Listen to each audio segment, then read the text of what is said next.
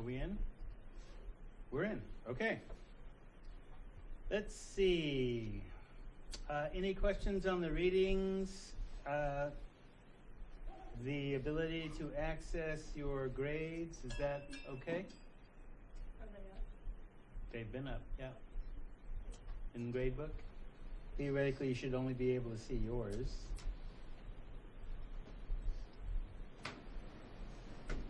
No questions on the readings? Grades? Y'all copacetic? All right.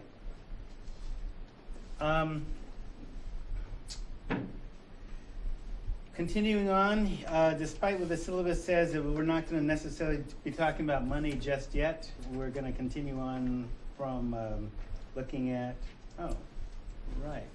Probably want to turn on that. Sexuality and culture. And one of the reasons that this is a recovery issue is because, as I was talking about last week, there's usually no discussion about it, and that's typical. And no discussion about a vital life area usually leads to problems in that area that are predictable. Contrary to non-scientific belief, talking about a problem does not make it more of a problem. If you want to prevent the problem, you have to be able to talk about it with some degree of skill and skill building. We've seen that with problems, but we don't necessarily talk about the prevention of those problems. So part of what this is attempting to do, the addictions field started looking at sexuality and culture in a scientific, to the degree that we're scientific, in a scientific and organized way with the advent of AIDS. And when we looked at what was happening with that particular disease, we noticed that there were problems going back with other sexually transmitted diseases. So for example, with syphilis, in the 20s and 30s, when there were syphilis epidemics, the targeted population, that is the population that was blamed for the disease, was married men who were unfaithful to their wives. Okay, who went out and participated in the sex industry or whatever and got infected with the disease and spread it to their wives as well as around. And so these people were considered, low moral failure and, blamed, and God's punishing you, et cetera, all the things that we saw with homosexual men in terms of the early stages of our AIDS epidemic, which is not necessarily what was happening elsewhere. But basically, gay men were basically blamed for, it's God punishing you with AIDS, et cetera, and they were denied health care, denied a response in terms of looking at this as a disease and that it could spread to other folks, not through gay men, but looking globally, HIV is tied to the largest population that is infected with HIV are heterosexuals, planet-wide. In fact, you can tie the spread of HIV to the U.S. military, as well as sexual tourism by Americans, heterosexual Americans. So people tripping about, it being a gay disease, well, you're wrong, scientifically, and the data shows that. Now, if you have an axe to grind about particular folks, well, look at that. But, just like, it's a sexually transmitted infection, it's a virus, it doesn't care what religion, race, or socioeconomic status you are, it just wants a host. And that's what a virus does. Okay? So, in terms of looking at sexuality and culture, when we talked about what safer sex is, this is the meme that I'm talking about. Sex is an adult activity. Adult is defined culturally. So in my ethnic studies class, an adult went through rites of passage and successfully went through rites of passage starting at age 13. And then you were instructed on all the things that you needed to know as an adult, including sex. So if you were a boy and you went out and you killed your lion among the Zulu and you survived that, you came back, you're an adult. You can get married at 13. Now, of course, the educational system there meant that you could read and write, had biology, snakes, you could be farming, you basically all your adult responsibilities. The women of the tribe would teach the younger women of the tribe in their rites of passage all the things that they needed to know to be a successful woman within that society. So, we don't have rites of passage in American society. It's artificial things like, okay, first time you can name some of them. What are some of your rites of passage? And what ages do they occur? Driver's license. Right? What else? Huh? Voting. Voting at 18. Yeah. What else? Turning 21. So you could drink legally, not that you've waited to drink, because you don't, right? And one of the reasons, as we talked about before, the reason you don't question, oh, how am I able to drink before 21, even though I know the legal drinking age is 21? It's illegal for you to use, but it's not illegal for them to market to you. So, those little contradictions in society, right? So these artificial rites of passage, but you are not taught, when they talk about drink responsibly, they don't tell you what that is. Or what does that mean? You can talk about responsible use of aspirin. You follow the instructions on the bottle, right? But what's responsible use of alcohol? What's responsible use of, street drugs?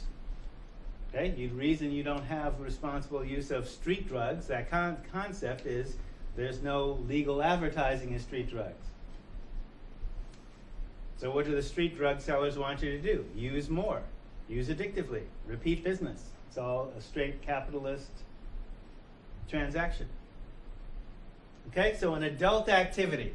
Best engaged in with people capable of making sober, mature, that is, angel brain oriented, 20-year projection into the future.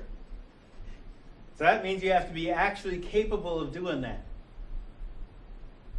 Okay, because if it's heterosexual, as an example, because not all unions are heterosexual, then there's the possibility of pregnancy. So, being able to make sober and mature decisions regarding all the possible consequences. So at least there's emotional consequences. There's also power relationships. This is the ethic that sex should only happen between people of equal power. Where power is defined as the capability of making decisions on your own, uninfluenced by another person. Okay, and there's reasons why we have I'm bringing up the power relationship. Now, partially the whole age thing, like when is it age appropriate? And who is the right age? So we'll talk about that in a little while. So, power relationships. So the emotional consequences and the power relationships. The reason I bring up the power relationships on the positive tip is you want to be meeting with somebody that has power equal to you. Now, physical, emotional, mental, etc., etc. I could say jokingly, only half jokingly, it's no fun to have sex with somebody less intelligent than you. That's a personal choice. Right? So if you are having sex with somebody less intelligent than you, you might want to look at why that is. They're not challenging.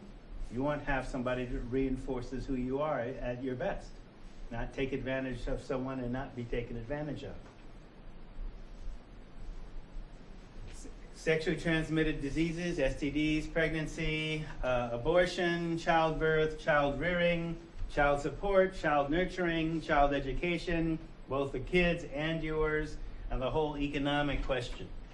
So you want to be able to talk about, responsibility. at that level?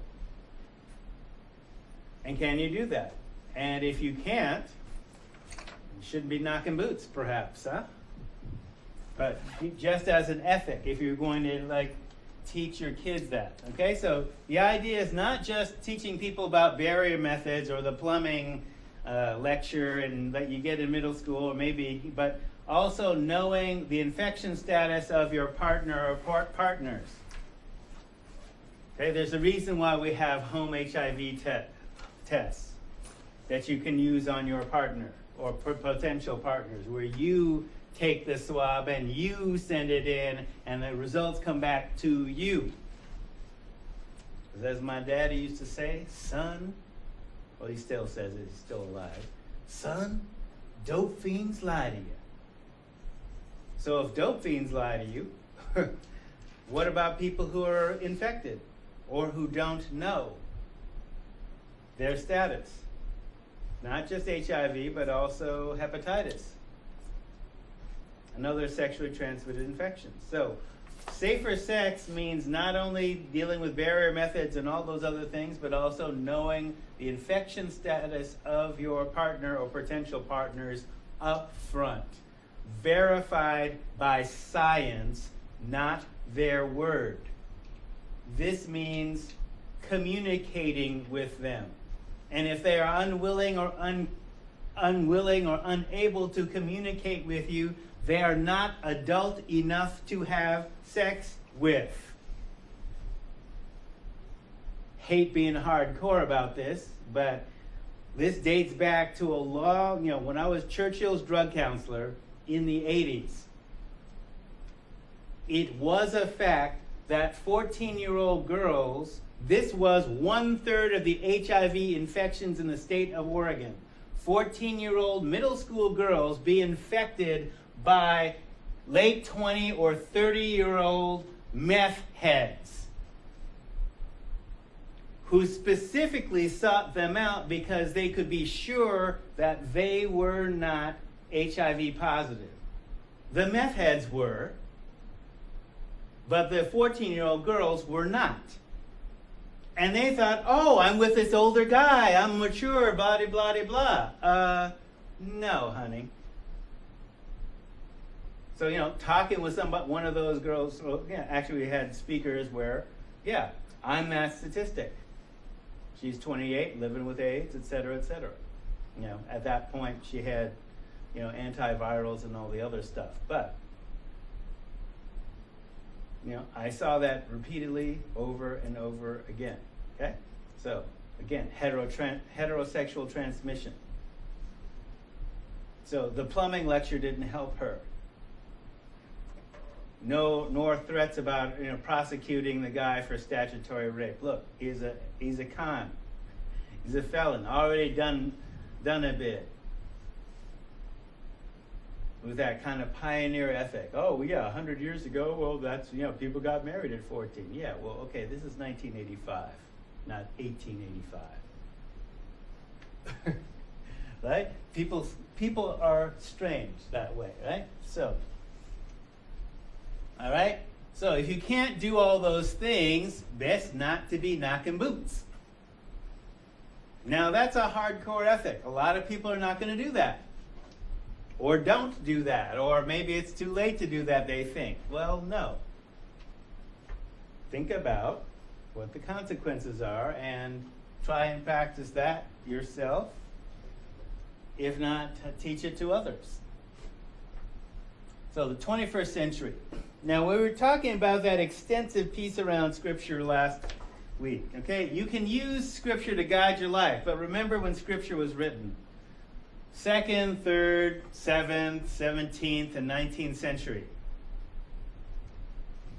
Okay, so while there are some things that are timeless, there are other things which have greater effect on your life than admonitions on how to act and prohibitions from acting. And that's what we're finding, that talking to people about what to do is more powerful than forbidding something. Because they'll want to rebel. They always do. So to recap, So you're civilians, not pros.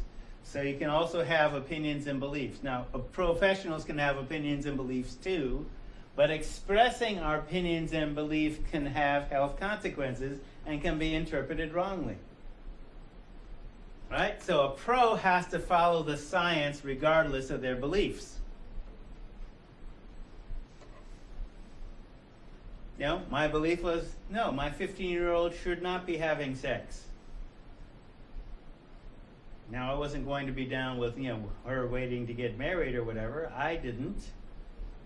But she at least made the responsible choice of going to Planned Parenthood, and I'm glad we live in a state where Planned Parenthood exists. And she made choices which basically had, at least kept her STD free. So, pro has to follow the science. So I have to serve skinheads, Republicans, Democrats alike. So, all human beings are equal. The only superior ones are the ones who unite others and feed, shelter, clothe, soothe, heal those less fortunate than they. So definitely I was raised not to believe in white supremacy. I don't hardly even believe in human supremacy. Give it back to the cockroaches if we can't learn to live to each other, because we might kill each other off from stupidity. But my personal opinion, all human beings are equal. And the superior people are the ones that help the ones less fortunate than them. Period. So, you either believe all people are your relatives or you don't. Now, you can make exceptions. I'd rather not see those cousins so much. But keep the people that feed you and nurture you close to you. Got to make exceptions. So, you can believe your scripture is a direct revelation from God, or human edit jobs for the purposes of gaining power over other humans, because a lot of times they are. Question still remains, what if it was you or yours? How would you want to be treated? So the sex and spirituality thing ultimately comes down to what is optimally healthy for you, and you have to make that decision. So I generally don't question or present information unless I have a source for it, and generally I can provide that for you on requests for all the stuff that we talked about last week. And my spiritual beliefs happen to correspond with the science. That is, human sexual diversity exists. And human diversity exists. So deal with that those facts with skill and knowledge, not prejudice.